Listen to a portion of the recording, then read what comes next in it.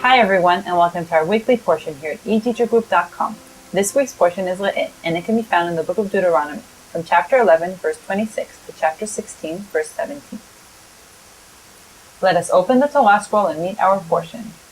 Re'eh anochi noten lifnechem hayom bracha uklala.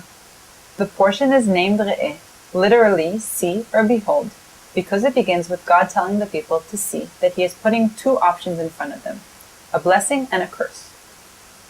Let us understand the first verse together.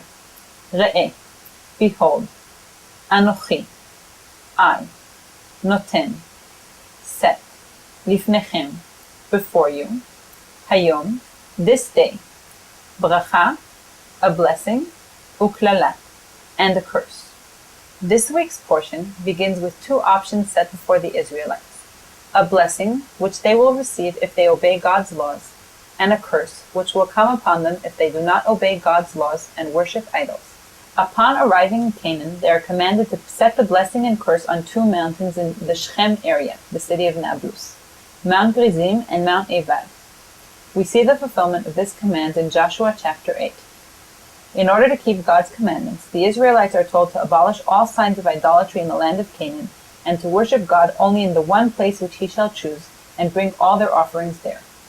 For those who are far away from this place, it is explained how they may eat meat without bringing it as a sacrifice, a problem the Israelites do not face in the desert when they are all gathered in one place. The Israelites are warned of a number of different bad influences that may arise from amongst them: a false prophet who preaches for idolatry, a relative who entices other relatives to worship idols, or a group trying to entice an entire city. All these offenders are to be punished by death, and if the entire city did in fact follow the enticers, it shall be destroyed and never rebuilt again. Moses lists all the animals which are considered pure and permissible for consumption, signs for recognizing some of these animals, and specific mention of some animals which are not pure. As part of the tithes from the land, some of the produce is supposed to be eaten in the place which God shall choose for His worship. Tithes are also given to the Levites and the poor. A very special biblical commandment is that of the Shemitah, the release given to the land every 7 years. Not only the land is given rest, but according to Deuteronomy 15, there is also a remission of all debts.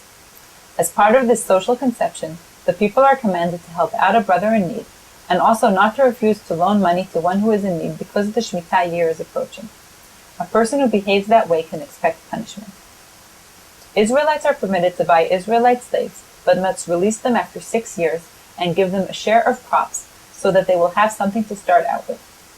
The Israelites are commanded to always remember that they were slaves in Egypt and always treat slaves fairly. A slave who wishes to remain with his master may do so, but will be marked on the earlobe with an awl. At the end of the portion, there is a list of 3 times a year when the Israelites are supposed to come to the place God chooses and bring offerings to Him: Passover, Pentecost, and the Feast of Tabernacles. The list includes the length of the holidays and how they are supposed to be celebrated. Thanks for joining us for this week's portion. We hope to see you again next week. Have a great week.